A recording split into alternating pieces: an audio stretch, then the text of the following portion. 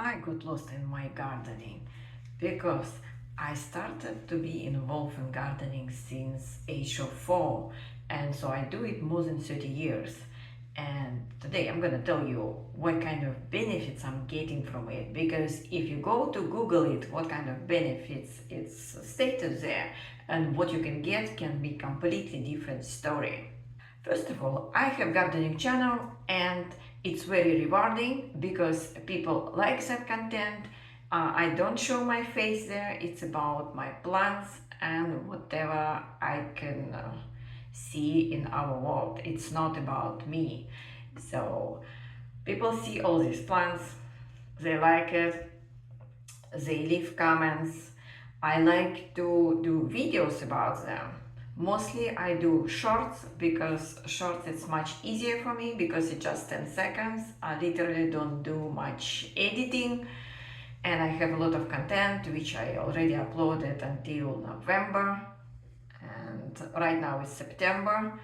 And I just, because when I edit again I have exposure to nature because I see all these plants, and apparently there are already studies when you watch nature, and it doesn't matter you watch that nature from your screen or you do it in person, it doesn't matter, you still get benefits. Because if you think about it, plants are supposed to be our food.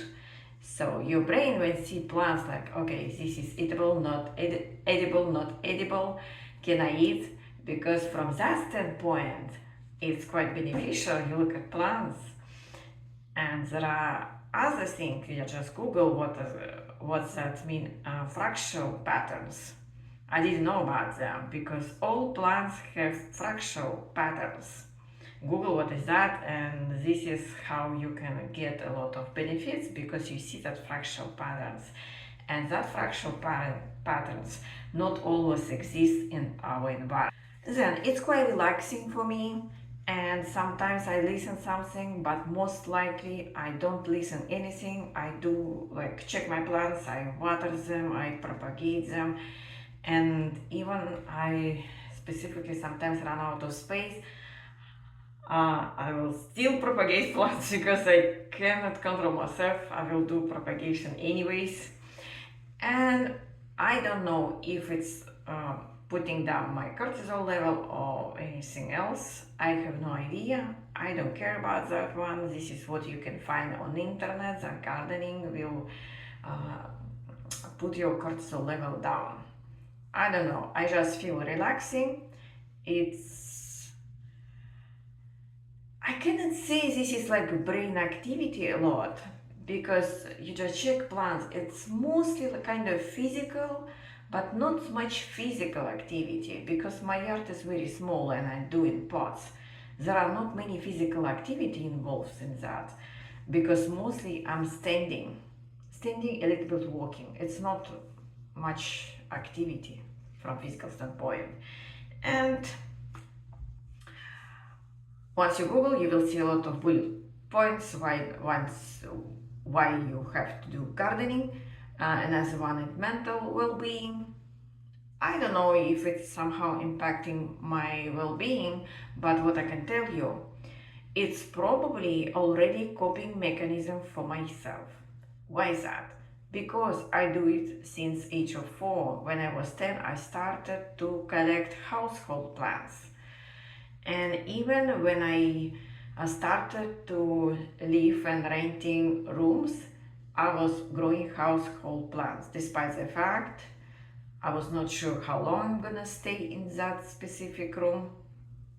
I still was growing because if you think about it, household plant completely depend on you because you need to water them. They cannot get water because they stay inside. There is no water from your ceiling unless you have leaking roof. They completely depend on you. Yes, you have a choice. You can have a dog, you can have a cat, you can have a plant. Plant is a little bit easier than getting cat or dog because usually some landlords might not be happy with animals in their house, but I don't recall anyone will say no plants in house. So you can have some plants. It's a little bit different story, but because you can have some insect problems. And actually, once I get my land, anything outside, even like patio, I don't do anything inside my house because sometimes plants will catch some pests and it's very difficult to treat them inside your house. You need to keep in mind that one because outside when they're under sun is actually preventing them to get some diseases.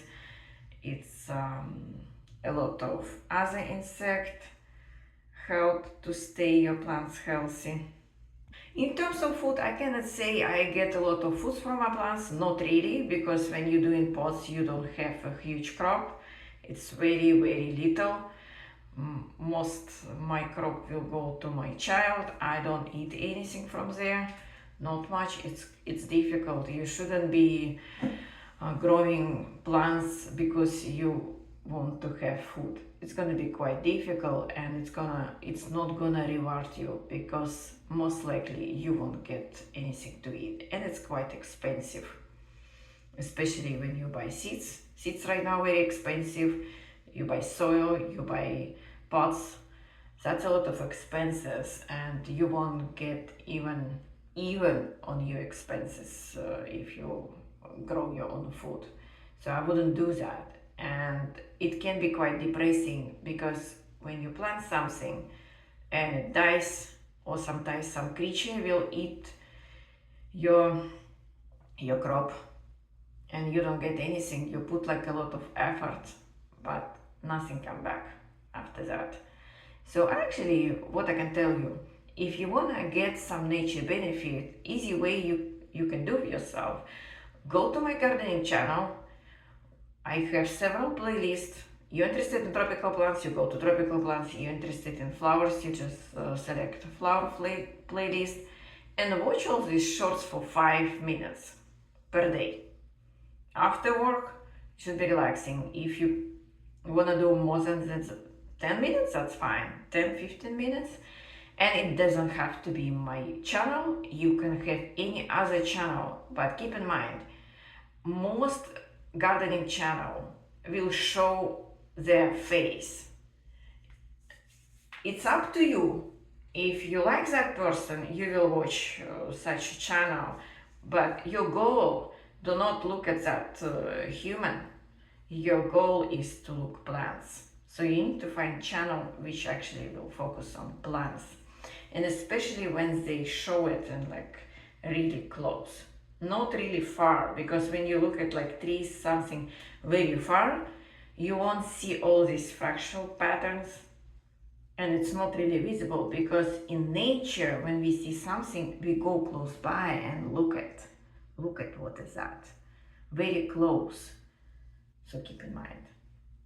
And actually, I stopped to produce any content for this specific channel because I actually have 5 YouTube channels and my other channels are more active than this one because people will ask me question. I can just record video answering that specific question because typing will be very, very long, and I answer like I try to limit to answer within 15 minutes. So sometimes answer is like 10-15 minutes for specific question. But you guys, so passive. Because just watching my content, it's not gonna get you any benefit. Because you need to take action. Leave a comment, what kind of content you want, what is your question. Because subscribing doesn't make anything better for you.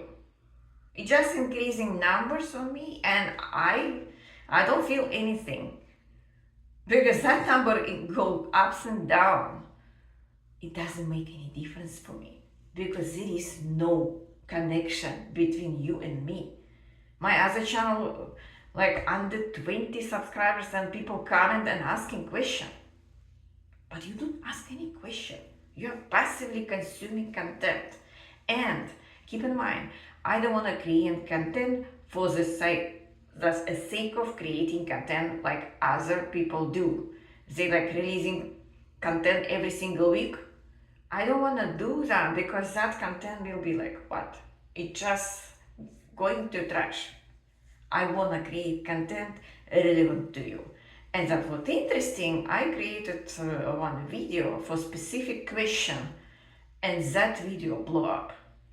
That specific video was for specific person, but other people watched them and subscribed because apparently that probably was something common for other people, but it was not common for me. I didn't have such experience in my life, but I can provide where you should go because some people stuck in their trauma for 10 years and they don't know where to start, and sometimes they did a very wrong approach like regular medicine, conventional medicine, and it didn't work, and it did even make things even worse. So, and by the way, because I cannot create content which I want to on YouTube, I went to Substack because there I can put some content, I can have interaction with you because you can send me private message. You can go to Patreon as well. On YouTube, I have very limited topic which I can cover because I don't want to be banned. Because a lot of people just got banned and you don't see such content. So you need to decide where you go to, Patreon or Substack. On Substack, I post some content there, and you actually check my post on YouTube.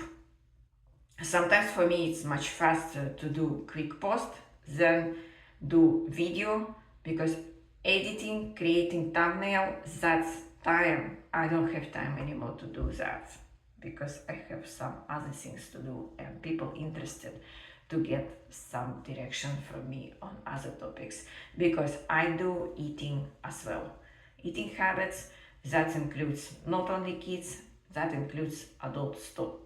So if you want to improve your diet, you want to do something with your trauma, this is what I can do, and I'm accepting new clients. Again, you have to go to Substack. See you there.